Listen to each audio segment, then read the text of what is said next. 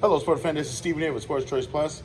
I'm bringing you a very special breakdown. I'm going to be covering the top 5 teams that need to get active trading for a quarterback. Before we get right into that, I want to make sure you're subscribed to the YouTube channel so you get all the updates and you can check out the archive of all the videos we have here on the YouTube platform.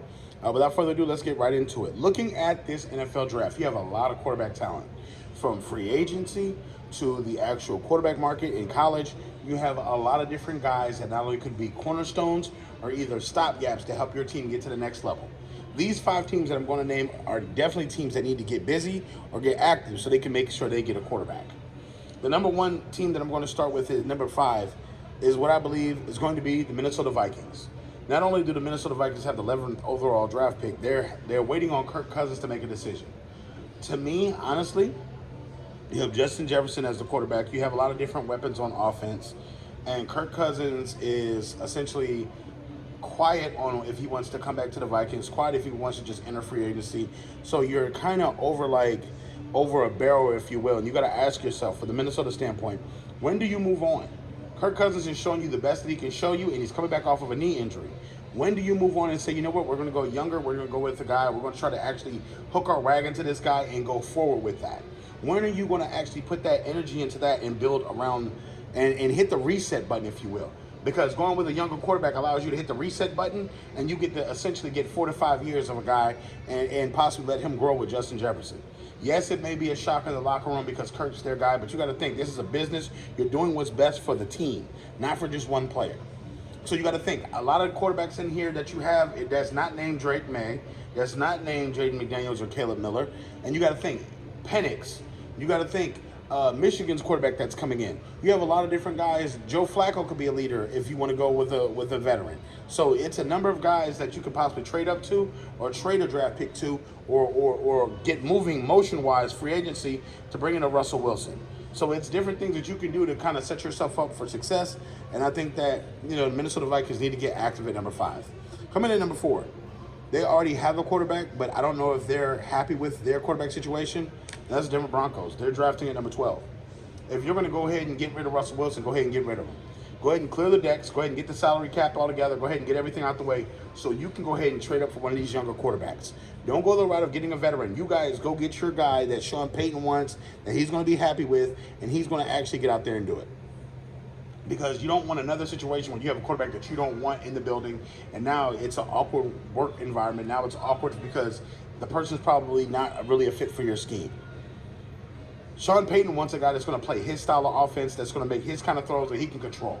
So let's face it, with the 12th overall pick, you're going to have to get moving to get a guy that you want. Because chances are it's not going to be there at number 12. There's going to be a gimme on a lot of these different quarterbacks. You're going to see a rush of quarterbacks early on.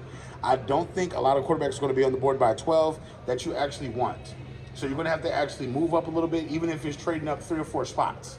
So again, you don't have to trade to get the number 1 overall pick or the number 2 overall pick or the 3rd, but you still have a chance of trading within the top 10 to do what you got to do to get that.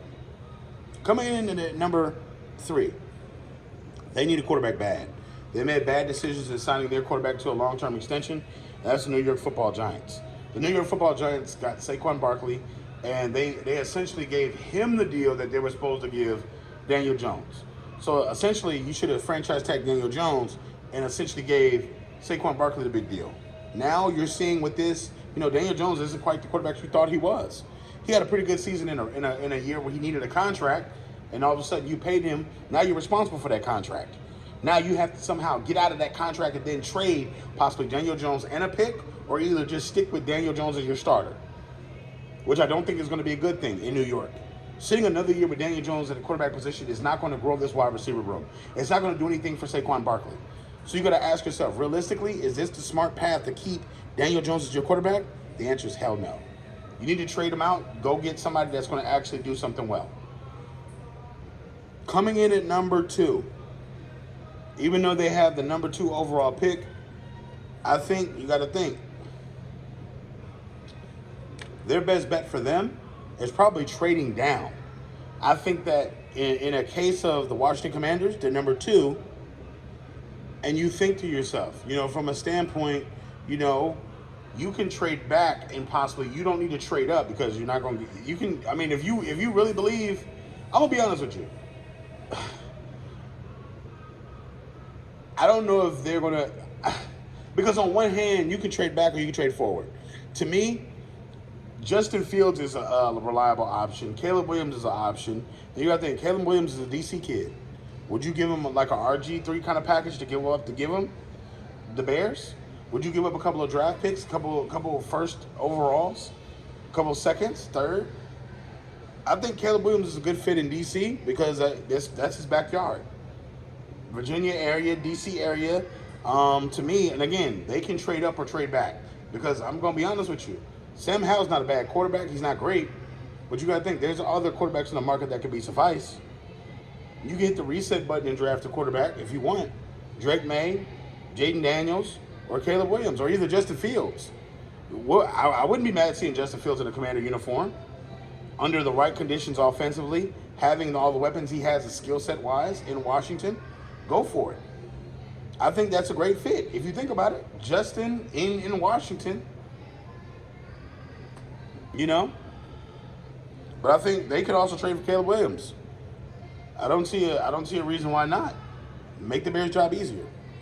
And coming in at number 1, I think that, nothing's wrong with Aiden O'Connell. Nothing's wrong with what he did, his rookie campaign.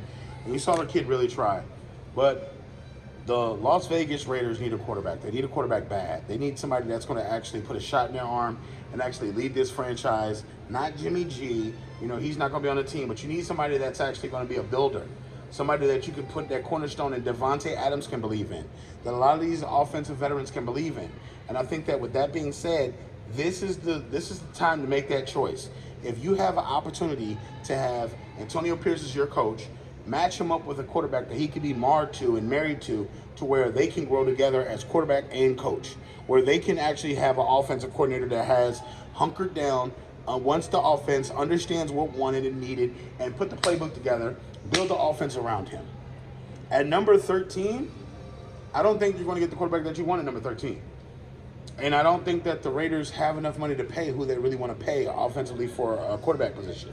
There's nobody out there free agency that's going to fit what they need to do. So a trade for Justin Fields would be great, but a trade for a younger quarterback in the draft would also be better. I think that just goes well with what they're doing organizationally, and I think Las Vegas is hungry and ready to grow right now. I think that their opportunity to compete with the Chiefs is right now. Their opportunity to go for an AFC West crown is right now.